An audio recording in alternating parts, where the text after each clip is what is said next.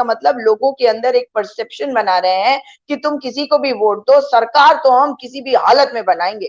ये लोकतंत्र नहीं है राहुल जी, ये लोकतंत्र के ऊपर ही तो प्रहार है। इसी के विरोध में तो आज देश जो है वो दो देश बन गया है, और एक एक देश है उन लोगों का जिनके ऊपर आजादी के पहले से आरोप लगते रहे हैं भारत को तोड़ने की।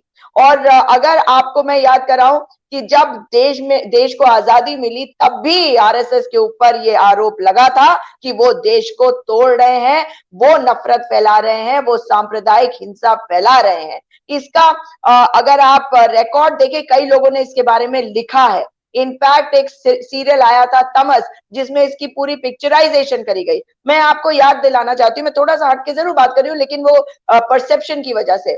आप याद करके देखिए, जब लाल बहादुर शास्त्री जी ने कहा था कि देश के पास पैसा नहीं है, अनाज कम है, तो अगर हर व्यक्ति एक वक्त का अनाज छोड़ देगा, एक दिन व्रत रखेगा, तो देश को इतना पैसा बचेगा। तो लोगों ने क्यों किया था? क्योंकि लोग उस समय देख रहे थे कि कितनी मुश्किल से ये आजादी मिली है। अच्छे अच्छे घरों के लोग, जो जिनको पैसों की कोई दिक्कत नहीं थी, जिनके ऊपर अंग्रेजों का हाथ भी रह सकता था, वो भी इस आजादी की लड़ाई में आए थे, क्योंकि वे चाहते थे कि देश का हर व्यक्ति जो है वो आजाद होकर घूमे और लोकतंत्र को समझे, उसको महसूस करे। और अगर मैं लाल बहादुर शास्त्री जी की बात कर रही हूँ, तो लाल बहादुर शास्त्री जी, राजीव, अगर मुझे सुन पा रहे तो एक बार अपना म्यूट कर दीजिए। हाँ प्लीज। म्यूट। हाँ, तो अगर आप लाल बहादुर शास्त्री जी की ही इस बात को देखें, जब उन्होंने लोगों को ये बात समझाई तो लोग क्यों बाहर निकल के आए, क्यों लोगों को लगा कि हमारे को ये करना है? क्योंकि उस आजादी का वो महत्व समझते थे, क्योंकि बहुत कम समय हुआ था आजादी मिले हुए। तो उन्होंने उस पूरे दौर को देखा था और देखा था कितनी मुश्किल हुई थी। लेकिन आज के जमाने में जो परसेप्शन क्रिएट किया जाता है, उसी तरह से उस समय लोगों को हिस्ट्री समझ में आती थी। आज उस हिस्ट्री को मोड़ तोड़ के जब ये बताते हैं, तो ये वही लोग हैं जिन्होंने देश को तब भी खोखला करने की कोशिश करी थी, तब भी इनके ऊपर कोई भरोसा नहीं करता था, और तब भी जो ये बात होती है ना, ब्राह्मण वोट, दलित वोट, आप मुझे बताइए, ब्राह्मण वोट किसको जाता था? कांग्रेस पार्टी को। दलित वोट किसको जाता था? कांग्रेस पार्टी को। मुसलमानों का वोट, माइनॉरिटीज का वोट, चाहे वो क्रिश्चियन हो, पारसी हो, कोई भी हो, किसको जाता था?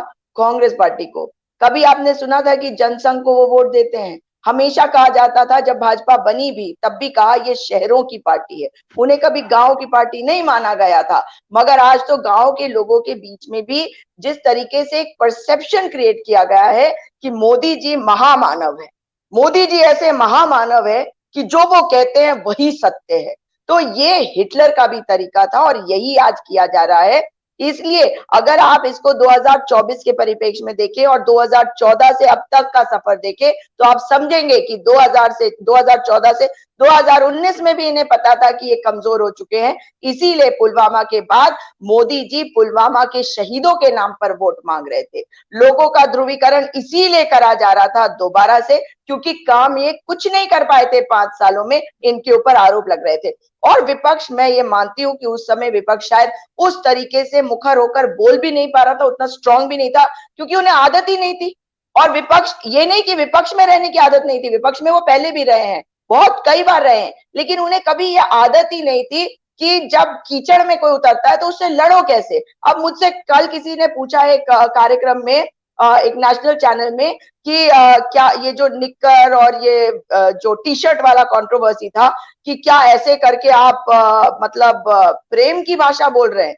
प्रेम की भाषा की बात नहीं है। अगर आपको डिस्कोर्स को वापस किसी लेवल पे लाना है तो इनको इनके ही लेवल पे जाके लड़ना होगा ना, तभी तो आप चीजों को ठीक करेंगे। अगर लोगों के अंदर परसेप्शन रहेगा कि कांग्रेस पार्टी इनके साथ लड़ नहीं सकती, इनको जिस तरह से ये घटिया बातें करते उसका जवाब उसी भाषा में नहीं दे सकते, तो आम जन जो है उसको लगता है कि ये कमजोर है। आप कितना भी अच्छा डेकोरम, देखिए आपके कार्यक्रम में बैठकर मैं डेकोरम बना सकती हूँ, लेकिन अगर मुझे एक ऐसे कार्यक्रम में जाना है जहां 2-3 धर्मगुरु बैठा रखे, हर धर्म के, माइनॉरिटी के, मेजोरिटी के, सबके, और वो अंट शंट की बातें कर रहे हैं, तो उसी लेवल पे लड़ना पड़ेगा, या मैं वहां पे बैठ के अपने बड़ी अच्छी तरह से बातें करती रहूं, कोई फर्क नहीं पड़ेगा जनता को, ना तो चैनल को टीआरपी मिलेगी, ना जनता को टीआरपी देने की इच्छा होगी। आप मेरी बात समझ ही रहे होंगे। तो जो परसेप्शन क्रिएट करने की बात है, ये अब काम नहीं कर रही है। 2014 से 19 तक किसी तरह हुआ, उसके बाद 370 एब्रोगेट हुआ। ये क्यों डरे हुए हैं कश्मीर में? क्योंकि ये जानते हैं, पहली वो बात, आतंकवादी घटनाएं तो तब भी हो रही हैं, कह रहे थे कि नहीं होगी, डिमोनेटाइजेशन 2016 से कह रहे हैं कि नहीं होगी, हो रही है ना। दूसरी बात, अगर आप कश्मीर के हालात देखें, कश्मीर में कुछ नॉर्मल नहीं हुआ आज तक, वहां पे अपनी सरकार नहीं है। सोच के देखिए, कोई इस बात को क्यों नहीं पूछता सरकार से कि भाई कश्मीर में अपनी सरकार क्यों नहीं है? अपनी सरकार नहीं है का मतलब है कि डेमोक्रेसी नहीं है। उसी तरह से हर हर जगह से ये डेमोक्रेसी को खत्म करने की कोशिश कर रहे हैं, क्योंकि ये जानते हैं कि ये बहुत बुरी तरह से फेल हो चुके हैं, चाहे महंगाई का मुद्दा हो, चाहे बेरोजगारी का, और सड़क पे हैं लोग। और कुछ लोगों की आंखें खुल रही है, जब मुफ्त के राशन से सब कुछ नहीं हो रहा है, अब लोग सवाल करने लगे हैं कि जो तुमने बेचा है वो तो वही बेचा ना जो तुम्हारे बाप दादाओं ने बनाया, और वो तो तुम्हारे बाप दादा भी नहीं थे, इस देश के बाप दादा थे। तो तुम अपने घर से तो लाए नहीं, तुमने तो टूटे चश्मे के साथ अपनी माँ को लाइन में खड़ा कर दिया, अपने आप महंगे महंगे चश्मे पहन दिए। लेकिन आप सवाल करेंगे दूसरे लोगों से अंट शंट के मुद्दे पे, टी शर्ट पे कोई सवाल, कोई मुद्दा है आप मुझे बताइए। मैं महंगा चश्मा पहनूं या सस्ता चश्मा पहनूं, उससे क्या फर्क पड़ता है? ये बताओ, सरकार किस लिए होती है? सरकार होती है कि महंगाई ना हो। महंगाई हुई है, उसे ये संभाल नहीं पा रहे। बेरोजगारी का जिस तरह से भंडाफोड़ हुआ है उत्तराखंड में, और बार बार कहा जा रहा है तो 22 साल से हो रहा है, तो कहा तो जा रहा है उत्तराखंड में कि जितने हुए, चाहे वो कांग्रेस के रहे होंगे, सजा दो। और आज तो आप जानते हैं वो वाले जो होंगे वो इन्हीं की पार्टी में बैठे होंगे, जिनके ऊपर आज आरोप लगने भी चाहिए और इन्वेस्टिगेशन होना भी चाहिए। पर होगा क्या? लेकिन देश समझ रहा है, बहुत मुश्किल होता है लोगों को जागरूक करना, और ये सरकार लगी हुई है कि लोग अंधविश्वासों में रहे, लोग भ्रम जाल में रहे। लेकिन वो धीरे धीरे फर्क होगा, और भारत जोड़ो यात्रा से ये बहुत परेशान है।